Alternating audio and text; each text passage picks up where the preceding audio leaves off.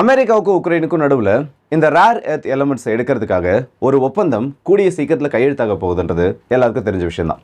ஆனால் நாட்களானது நெருங்க நெருங்க உக்ரைனோட இந்த மினரல்ஸ் எடுக்கக்கூடிய அந்த வேகத்தை அமெரிக்கா அதிகப்படுத்தியிருக்காங்க.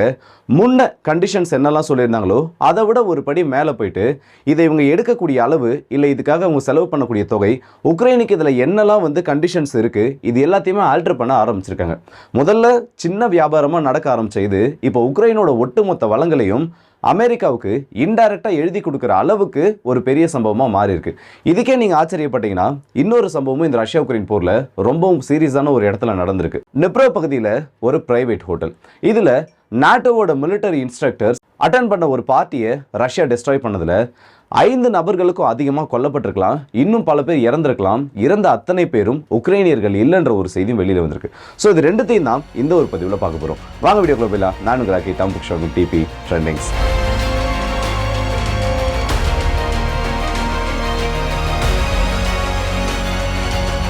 அமெரிக்கா மற்றும் உக்ரைனோட இந்த மினரல் டீலை பார்க்கணும்னா முதல்ல உக்ரைனுக்கு எந்த விதத்தில் உதவிகள் எல்லாம் கொடுக்கப்பட்டுச்சோ அதை பைடன் அட்மினிஸ்ட்ரேஷன் இருந்த வரைக்கும் திரும்ப வாங்க முடியாத ஒரு லோனாக தான் கொடுத்துட்டு இருந்தாங்க. இந்த இடத்துல லோனுக்கும் எய்டுக்குமான வித்தியாசத்தை நம்ம புரிஞ்சுக்கணும்.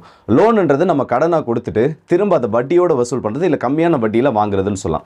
ஆனால் எய்டுன்றது இந்த இடத்துல உதவியாக போயிடும். இப்போ நான் என்னோட ஃப்ரெண்டு ஒருத்தவங்க கஷ்டத்தில் இருக்கான், அதுக்கு ஒரு 10 ரூபாயை கொடுத்து உதவுறேன்னா அது உதவியாக போயிடும், எய்டுன்னு முடிச்சிடலாம்.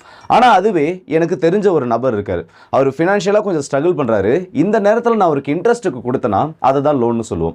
இப்போ பைடன் அட்மினிஸ்ட்ரேஷன் இருந்த வரைக்கும் உக்ரைனுக்கு கொடுத்தது எல்லாமே ஜஸ்ட் எய்டுன்ற ஒரு கேட்டகரியில தான் அதிகமாக வந்துட்டு இருந்துச்சு. ஒரு 40-60% தான் இந்த ரேஷியோ ஆனது இருந்துட்டு இருந்துச்சு.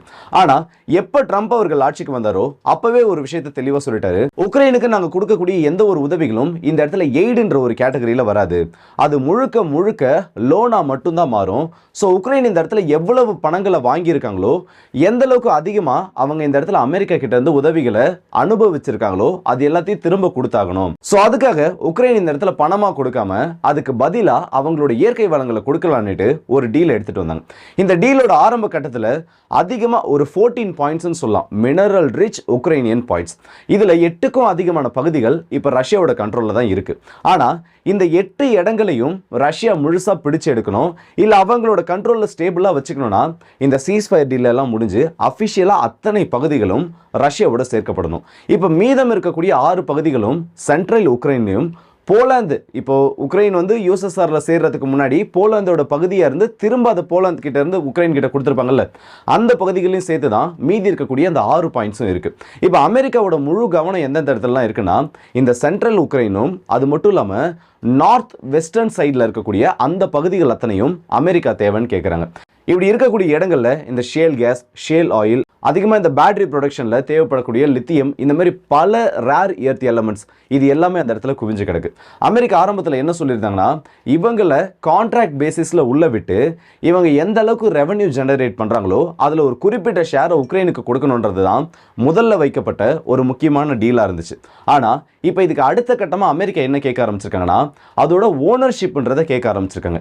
நார்மலாக ஒரு இடத்த லீஸுக்கு விட்டு, இப்போ ஏன் இந்த ஹம்மர்தோட துறைமுகத்தை கூட பக்கத்தில் நம்மளோட பக்கத்தில் சீனாவுக்காக ஒரு லீஸ்க்கு விட்டுருந்தாங்க. 100 வருஷம் 1000 வருஷம் இந்த மாதிரி ஒரு இன்டெஃபினிட் பீரியடுக்காக லீஸுக்கு விடுறது வேற. ஆனால் ஓனர்ஷிப்னு ஒன்று வரப்போ உக்ரைனோட அந்த ஒரு குறிப்பிட்ட பகுதி மட்டும், இப்போ எப்படி வெளிநாட்டு தூதரகங்கள் மற்ற ஒரு நாட்டில் இருக்கிறது அது அஃபிஷியலாக அந்த நாட்டோட ஒரு இடமா பார்ப்பாங்களோ அதே மாதிரி இந்த இடத்துல இருக்கக்கூடிய அத்தனை வளங்களும் அந்த இடமும் அமெரிக்காவோட ஒரு ப்ராப்பர்ட்டியாக மாறிடும். ஸோ உக்ரைனுக்குள்ள கிட்டத்தட்ட அமெரிக்கா அவங்களோட ஒரு பிளாட் போட்டு அந்த இடத்துல உட்காந்துருக்க மாதிரி தான். இதுக்கு ஜெலன்ஸ்கி இப்போ என்ன சொல்லியிருக்காருன்னா முடியவே முடியாது, எங்களுக்கு நீங்கள் கொடுத்ததெல்லாம் எய்டு தானே தவிர எங்களுக்கு நீங்கள் கொடுத்த எதுவுமே லோன் கிடையாது, சில ரீபேயபிள் லோனை மட்டும்தான் எங்களால் பே பண்ண முடியும், மற்றபடி எப்போவுமே உங்களோட உதவிகளுக்கு நாங்கள் கடமைப்பட்டிருப்போன்னு ஒரு விஷயத்த சொல்லியிருக்காரு. ஆனால் இது அதிபர் ட்ரம்ப் அவர்கள் ஏற்றுப்பாரான்னு நீங்கள் கேட்டிங்கன்னா அது ஒரு பெரிய நகைச்சுவையாக தான் முடியும். அதுக்கு மெயினான ரீசன் என்னன்னா ஆல்ரெடி இங்கே அமெரிக்கா உக்ரைனுக்கு எவ்வளவுலாம் கொடுத்துருக்காங்களோ அத்தனையும் லோ இன்ட்ரெஸ்ட் ரேட்டில் தான் ஆயுத உதவியாகவும் சரி இல்லை நேரடியான பண உதவியாகவும் சரி இது எல்லாத்தையும் வசூல் பண்ணுறதுக்கு நம்ம ஊர் கணக்கெல்லாம் சொல்லுவாங்கள்ல, கந்து வட்டி, மீட்டர் வட்டி, ஸ்பீடு வட்டி, இது எல்லாத்த விட அதிக வட்டி கொடுத்து தான் இப்போ இந்த மினரல் டீல்ன்றதை முடிக்க போகிறாங்க. இந்த உக்ரைனுக்கு கொடுத்த பணத்தை விட அட்லீஸ்ட் ஒரு 100 மடங்காவது அதிகமாக சம்பாரிச்சிருவாங்க அமெரிக்கா. ஸோ ஜெலன்ஸ்கியை பொறுத்த வரைக்கும் இவர் லேட் பண்ண ரஷ்யாவால் உக்ரைனுக்கு ஏற்படக்கூடிய அந்த பாதிப்பை விட உக்ரைனுக்கு அமெரிக்காவால் வரப்போகிற பாதிப்புகள் ரொம்பவே அதிகமாயிட்டு இருக்குன்னு சொல்லலாம்.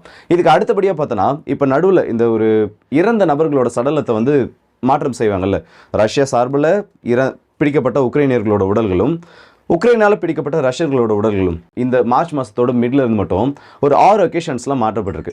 இந்த ரேஷியோலாம் பார்த்தோன்னா ஒரு ரஷ்யன் சோல்ஜரோட உடம்புக்கு ஈக்குவலாக 9லேருந்து 10 உக்ரைனோட சோல்ஜரை ரஷ்யா கொடுத்துருப்பாங்க. இந்த கணக்குகளை பார்க்குறப்போ ஒரு பெரிய சந்தேகமானது ஏற்படுது. இந்த இடத்துல வந்து ஒரு லாஜிக் இருக்குது. ஏன்னா ரஷ்யா வந்து கர்ஸ்கில் உக்ரைனை பெரிய தோல்வி அடைய வச்சாங்க. ஸோ அப்படி இருக்கப்போ வெளியே போகக்கூடிய உக்ரைனோட வீரர்கள் அந்த இடத்துல அதிகமாக அடிபடுவாங்க. ஸோ அவங்களோட உடல்கள்ன்றது இந்த இடத்துல ரஷ்யாவுக்கு அதிகமாக கிடைக்கும். அந்த ரேஷியோ வச்சு பார்த்தோன்னா இது பெரிய ஒரு ஆச்சரியப்படக்கூடிய விஷயம் இல்லை. ஆனால் நார்மலாக இதுக்கு முன்னாடி நடந்த இதே மாதிரி அந்த ஸ்வாப் பண்ணுவாங்கல்ல இந்த டெட் பாடிஸ் எல்லாத்தையும், அதுலேயும் ரஷ்யா வந்து கம்மியான ரஷ்யன் சோல்ஜர்ஸை வாங்கிட்டு அதிகமான உக்ரைன் சோல்ஜர்ஸோட பாடியை கொடுத்துருக்காங்க. இப்போ சமீபத்தில் நடந்த கால்குலேஷன் எடுத்துப்போமே, 43 ரஷ்யன் சோல்ஜர்ஸோட உயிரற்ற உடல்களை ரஷ்யா இந்த இடத்துல 909 உக்ரைனியர்களோட உடல்களுக்கு ஈடாக மாற்றிருக்காங்க. ஒரு பிக்கஸ்ட் டேலி. ஒரு நபருக்கு ஆல்மோஸ்ட் 10 நபர்கள் வர வரைக்கும், ஏன் 10-20 நபர்களுக்கு மேலே அதிகமாக வர வரைக்கும் இந்த இடத்துல இந்த கால்குலேஷன்ஸ் அதை வேரி ஆகுது. ஸோ ஈஸ்டர்ன் ஃப்ரண்ட்டை எடுத்துக்கிட்டாலும் சரி, இல்லை கர்ஸ்கோட ஃப்ரண்ட்டை எடுத்துக்கிட்டாலும் சரி, இந்த 2 இடங்கள்லையும் உக்ரைனோட வீரர்களுக்கு இழப்புகள் அதிகமாக ஏற்படுத்தப்பட்டு இருக்கு. குறிப்பாக இந்த கர்ஸ் பேட்டில்ன்றது ஒரு பிக்கஸ்ட் டிசாஸ்டராக இந்த உக்ரைனோட ஒரு மாடர்ன் டே ஹிஸ்ட்ரியில் மாற்றப்பட்டிருக்குன்னே சொல்லலாம். இன்னும் ஜெலன்ஸ்கி சும்மா இல்லை, யூரோப்பியன் யூனியனில் முக்கியமான நாடுகள் கூட ஒரு கிரிட்டிக்கல் அக்ரிமெண்ட் ஒன்று ஏற்படுத்தியிருக்காரு. என்னன்னா, யூரோப்பியன் யூனியனுக்குன்னு சொல்லிட்டு தனியாக சேட்டலைட்ஸ் இருக்கும், அவங்களுக்குன்னு சொல்லிட்டு தனியாக உளவு செயற்கைக்கோள்கள், அவங்களுக்குன்னு சொல்லிட்டு தனியாக இராணுவம் சம்மந்தப்பட்ட செயற்கைக்கோள்கள் இருக்கும். அதோட டேட்டாஸ் எல்லாத்தையும் வாங்குறது, அதோட குவார்டினேட்ஸை வச்சு இதுக்கப்புறம் ரஷ்யாவை அடிக்கிறதுன்னு சொல்லிட்டு தனியாக பிளான் ஏவும் கிடையாது, பிளான் பியும் கிடையாது, தனியாக பிளான் சியை நோக்கி போயிட்டு இருக்காருன்னு சொல்லலாம். ஸோ இவங்களை பொறுத்த வரைக்கும் இவங்க இந்த இடத்துல எடுத்து வைக்கக்கூடிய ஒவ்வொரு முடிவுகளும் இந்த ரஷ்யா உக்ரைன் போரை இன்னும் எக்ஸ்பேண்ட் பண்ணிக்கிட்டே தான் போகும். இதோட தொடர்ச்சி இப்போ என்ன நடந்திருக்குன்னா, கடந்த ஒரு 2 நாட்களுக்கு முன்னாடி எல்லாருமே ஒரு விஷயத்தை கேள்விப்பட்டிருப்பீங்க. ஒரு புது சீஸ்ஃபயர் டீல்ன்றது உக்ரைனுக்கும் ரஷ்யாவுக்கும் நடுவில் அமெரிக்காவோட மத்தியஸ்தத்தில் ஏற்படுத்தப்பட்டு இருக்குன்னு. எனர்ஜி செக்டர் மேலே யாருமே அடிக்கக்கூடாது, உக்ரைனோட எனர்ஜி செக்டர் மேலே ரஷ்யாவும், ரஷ்யாவோட எனர்ஜி செக்டர் மேலே உக்ரைனை அடிக்கக்கூடாதுன்றது தான் இந்த இடத்துல அந்த டீலோட ஒரு முக்கியமான கான்செப்டாக இருந்துச்சு. ஆனால் இதுக்கு அடுத்தபடியாக இப்போ நேற்று உக்ரைன் என்ன பண்ணியிருக்காங்கன்னா, ரஷ்யாவோட ஒரு முக்கியமான செக் போஸ்ட் கிடையாது, செக் பாயிண்ட், பிரையான்ஸ் பகுதியிலிருந்து உக்ரைனோட பார்டரில் அமைஞ்சிருக்கக்கூடிய ஒரு பகுதி. அந்த இடத்தோட பேர் போகர்னு சொல்லுவாங்க. அந்த இடத்துல ரஷ்யா அவங்களோட டெம்பரரி அம்யூனிஷன் டிப்போட்ஸை ஏற்படுத்தி வச்சு அங்கேருந்து ஒன்-வே சூசைட் ட்ரோன் அட்டாக்ஸையும், இப்போ சமீபத்தில் ஒரு 2 KA-52 ஹெலிகாப்டர்ஸையும் M8 ஹெலிகாப்டரையும் அடிச்சாங்களே, டெம்பரரி லான்ச் பேட் வச்சு லான்ச் பண்ணுற மாதிரி, அந்த இடத்துல முக்கியமான ஒரு செக் பாயிண்ட்டை ஆக்சஸ் பண்ணி அதை யூஸ் பண்ணிட்டு இருந்தாங்க. இதில் உக்ரைன் அடித்த ஒரு அடியில் கிட்டத்தட்ட ஒரு 3 டன்னுக்கும் அதிகமான ஆயுதங்கள், வெடி மருந்துகள் மட்டும் கிடையாது, அங்கே வச்சிருந்த ஆர்ட்டிலரி ஷெல்ஸ், இது எல்லாமே ரஷ்யாவுக்கு பெரிய இழப்பாக மாறி இருக்கு. இது இல்லாமல் இன்னும் ஏஞ்சல்ஸ் 2 ஏர்பேஸில் நடந்த அட்டாக் கூட அந்த டீட்டெயில்ஸ்ன்றது கம்ப்ளீட்டாக வெளியில் வரல. ஒரு பக்கம் பார்த்தா 100 KH-101 மிசைல் காலின்னு சொல்கிறாங்க, இன்னொரு பக்கம் பார்த்தா 200-300 சொல்லிட்டு அதோட கவுண்ட் பெருசாக போயிட்டு இருக்கு. ஆனால் அந்த இடத்துல குறிப்பிட்ட அளவு பாதிப்பு ரஷ்யாவுக்கு ஏற்பட்டிருக்கு. எக்ஸாக்ட் கவுண்ட்ன்றது எதுவும் தெரியல. இதுக்கு நடுவில் இந்த மாதிரி சம்பவங்களை உக்ரைன் பண்ணிட்டு இருக்கிறது இன்னும் ரஷ்யாவை கோபம் அடைய வச்சிருக்குன்னு சொல்லலாம். இது கூடவே இதுவாவது பரவாயில்ல, அம்யூனிஷன் டிப்போ மேலே அடிச்சது, இதுக்கும் எனர்ஜி செக்டருக்கு எந்த ஒரு சம்பவமும் கிடையாது. கர்ஸ்க் கேஸ் மீட்டரிங் ஸ்டேஷனில் இந்த அளவு எடுத்து அந்த ப்ரெஷரை இன்க்ரீஸ் பண்ணி திரும்பவும் அனுப்புவாங்கல்ல, அதில் உக்ரைன் அடித்த ஒரு அடி இப்போ வரைக்கும், நேற்று அவங்க அடித்தது இப்போ வரைக்கும் எரிஞ்சிட்ருக்கு. அதை ரஷ்யாவால் கண்ட்ரோல் பண்ண முடியல. ஓகே, அப்போ ரஷ்யா இதெல்லாம் சும்மா விட்டுட்டாங்களா? இதுக்கு அவங்க ரிவெஞ்ச் எதுவும் கொடுக்கலையா, இல்லை இதுக்கு பதில் சொல்கிற மாதிரி எதுவும் பண்ணலன்னு கேட்டனா, இவங்க இந்த கேஸ் ஸ்டேஷன் அடித்ததுக்கும் அவங்களோட அம்யூனிஷன் டிப்போ வச்சு அடித்ததுக்கும் மறக்க முடியாத ஒரு சம்பவத்தை நிப்ரோவில் வச்சு ஏற்படுத்தியிருக்காங்க. நிப்ரோன்றது அடிக்கடி இந்த டாபிக் எடுக்கிறப்போ இல்லை இந்த ஒரு பகுதியை சொல்கிறப்பலாம் நாட்டோவோட ராணுவ ஆலோசகர்கள் இந்த இடத்துல ஒரு ஆடட் போனஸாக உள்ளே வந்துடுவாங்க. அது நம்ம இந்த வீடியோ பேசுகிறப்போ இந்த மாதிரி செய்திகள் வெளியில் வருதா, இல்லை உண்மையிலே நாட்டோவோட மிலிட்டரி இன்ஸ்ட்ரக்டர்ஸ்ன்றவங்க அந்த இடத்துல ரொம்ப அதிகமாக இருக்காங்களான்னு தெரியல. முக்கியமான ஒரு ஹோட்டல் இந்த நிப்ரோ பகுதியில் இருக்கிறது பேட்டலோமியா பிரைவேட் ரிசார்ட்னு சொல்லலாம். இதில் நேற்று நள்ளிரவு 11 மணி அளவில் திடீர்னு ஒரு வெடிசத்தமானது கேட்குது. இந்த வெடிசத்தம் கேட்கறதுக்கு அப்புறமா தொடர்ந்து அந்த இடத்துல சிவியர் எக்ஸ்ப்ளோஷன்ஸ்ன்றது உணரப்படுது. ஆரம்பத்தில் பொதுமக்கள் என்ன நினச்சிட்டாங்கன்னா, இந்த இடத்துல ஏதோ ஒரு ஃபயர் ஆக்சிடென்ட் தான் நடந்திருக்கு. ஏன்னா அது ஒரு பெரிய ரிசார்ட், மல்டி ஸ்டோரி பில்டிங், பக்கத்தில் பெரிய பெரிய அப்பார்ட்மெண்ட்ஸ், ஆற்றோட படுகையில் அமைஞ்சிருக்கக்கூடிய ஒரு பகுதி. ஏதோ ஒரு ஃபயர் ஆக்சிடென்ட் நடந்துருச்சுன்னு எல்லாம் தெரிஞ்சப்போ அதுக்கு அடுத்தபடியாக தொடர்ந்து ஒரு 21 ட்ரோன்களுக்கும் அதிகமாக அந்த இடத்துல ஒரு பெரிய அட்டாக்கை பண்ணுறாங்க. இந்த சம்பவம் எல்லாம் நடந்து முடிஞ்சதுக்கப்புறம் தான் தெரியுது, நாட்டோவோட ஃபாரின் மர்சனரிஸும் நாட்டோவோட மிலிட்டரி இன்ஸ்ட்ரக்டர்ஸும் ப்ரைவேட்டாக அந்த இடத்துல ஒரு பார்ட்டியை அட்டன் பண்ணியிருக்காங்க. இவங்க ஏன் அந்த இடத்துக்கு போனாங்க? இப்போ நீங்கள் கேட்கலாம், என்ன நீ எப்படி அவங்க வந்து ஃபாரின் இன்ஸ்ட்ரக்டர்ஸ் அது மட்டும் இல்லாமல் நாட்டோவோட மிலிட்டரி இன்ஸ்ட்ரக்டர் சொல்கிறேன்னு சொல்லிட்டு அந்த இடத்துல நேற்று ஈவினிங் டைம்லேருந்தே பப்ளிக்கான ஆக்சஸ்ன்றது மறுக்கப்பட்டிருக்கு. அந்த ரிசார்ட்டை சுற்றி இருக்கக்கூடிய இன்னொரு 11 தங்கும் விடுதிகளில் யாருக்குமே அங்கே தங்கியிருந்த நபர்கள் உடனடியாக அப்புறப்படுத்தப்பட்டிருக்காங்க. இந்த அட்டாக் எல்லாம் நடக்கிறதுக்கு முன்னாடி 2 நாட்கள் வரைக்கும் அந்த இடத்துல சிவிலியன்ஸ் என்டர் ஆகிறதுக்கு, அதாவது அந்த ஹோட்டல் சம்மந்தப்பட்ட அதிகாரிகள் தவிர்த்து புதுசாக எந்த ஒரு செக்கினும் இல்லாத அளவுக்கு பல ரெஸ்ட்ரிக்ஷன்ஸ் ஆனது ஏற்படுத்தப்பட்டிருக்கு. இது எல்லாமே இந்த ஃபாரின் மர்சனரிஸ்க்காகவும் நாட்டோட இன்ஸ்ட்ரக்டர்ஸ்க்காகவும் மட்டும்தான்.